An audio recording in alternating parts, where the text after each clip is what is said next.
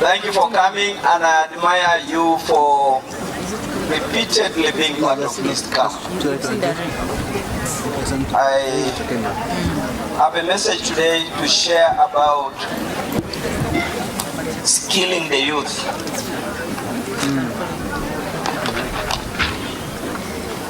It is skilling the youth in agribusiness. I want to start by saying that agriculture has traditionally been treated as that last resort. The last thing you do because you have no any other options. That has been the attitude. But I'm here to tell you that actual agriculture can be the gateway for you to becoming anything you want to be.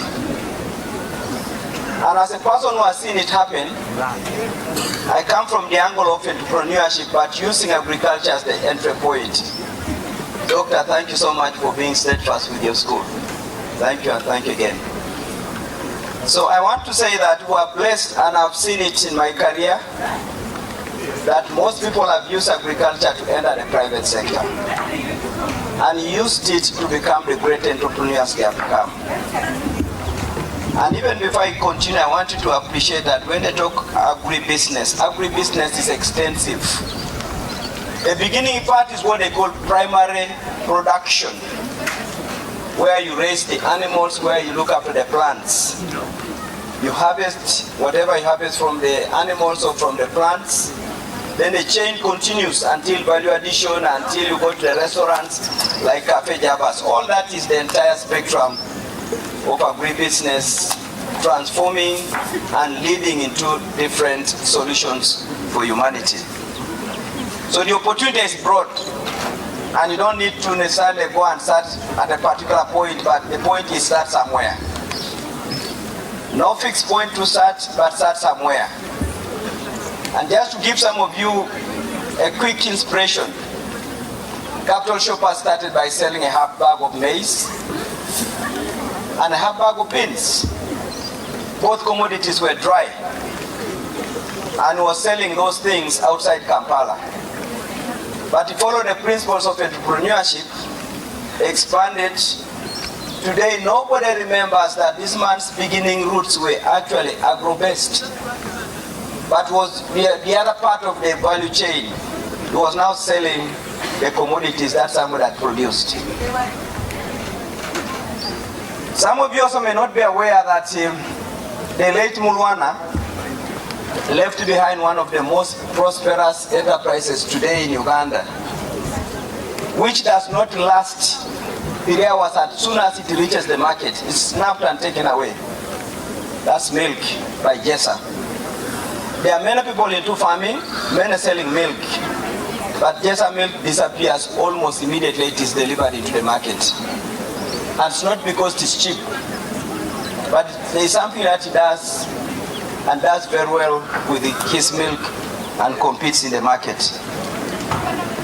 And that takes me to the starting statement about agriculture and entrepreneurship. If you take agriculture from a casual point of view, you will suffer. And you will also complain. And you will abuse it and think it is a torture. The moment you use agriculture as the easy entry point to becoming the greatest person you want to be, you've seen a great sector that can transform you and lead you to great things. I always say this: the moment you bring in entrepreneurship to whichever sector, you have brought what I call a tool of equalization, a tool that rewrites your background. Entrepreneurship is an equalizer. Whatever you lost through education, through entrepreneurship you can get it back. It's a differentiator. If you have all done engineering and someone has done engineering plus entrepreneurship, you can become different from your colleague. It's also an accelerator. In other words, you can move at a much faster pace the moment you add entrepreneurship to agriculture or indeed to any sector. If that be the case and Uganda is being viewed extensively as an agricultural country, how come Uganda is not as known so much in specific agricultural lines like some countries are. We are good at crops, we can raise livestock, we can raise fish, we can grow fruit trees, raise poultry, cut flowers, herbal medicines, all the things we can do them. But unlike some countries, we are losing a specific identity in a specific commodity. And I want us to be debating, how come if you also went to agriculture and you don't get identity on a particular field, you'll actually become irrelevant or even frustrated. Look at Kenya. In agriculture, they are known for the best flowers in Africa and tea. Tea, flowers started in Kenya just in 2000s. At the same time when we also started flowers. Uganda has virtually gone to stagnation on flowers. Kenya has more than trebled in flowers. Israel, a desert, one of the finest producers of fruits. A desert, and a very small country, 8 million people, but producing among the best fruits in the world. South Africa, leading producer of grapes, apples, and wines. Botswana, leading exporter of beef. And in Uganda, we're having a challenge. And talking about beef, I want to comment on something here. And as I make these comments, I go back to the point of saying, agriculture can only make sense and give you the dividends of great achievement and fulfillment if you love it and professionalize it. Uganda has just installed a beef factory, Bombo Road. Capacity, 400 head of cattle per day. Per day we need 400. Currently, how many animals do we slaughter in the country? 1,000 per day. The entire country, 1,000. This factory now wants 400 a day, one plant. Look at Uganda now. This factory says the best beef for export are those livestock or animals that are up to 4 years, 3 years old. The 1,000 animals who are currently slaughtering, they are aged between 8 and 10 years, sometimes even older. And many times, the cows, the ones you don't want, the ones that are either getting sick or having problems, those are the ones we sell out. They have been saying Teso is in heartland for fruits, oranges, mangoes, shea nut butter, and all these kind of things. And now the South Koreans have installed a plant in Teso, which has the capacity to process 4 million kilograms of fruits a day. 4 million kilograms of fruits a day. If you started harvesting the oranges currently in Teso and went day by day, by the time you are reaching 1 month, almost all the available consumable fruits, including the immature ones, will have been harvested. And in 30 days, there will be no fruit anymore left anywhere in Teso. But the factory will have worked for only 1 month. I'm painting a picture for Uganda here. That in Teso, we're putting a factory, and the South Koreans were saying, Uganda, wake up. Do you want agriculture? If you want agriculture, wake up. Productivity, quantity, quality must become part of your identity.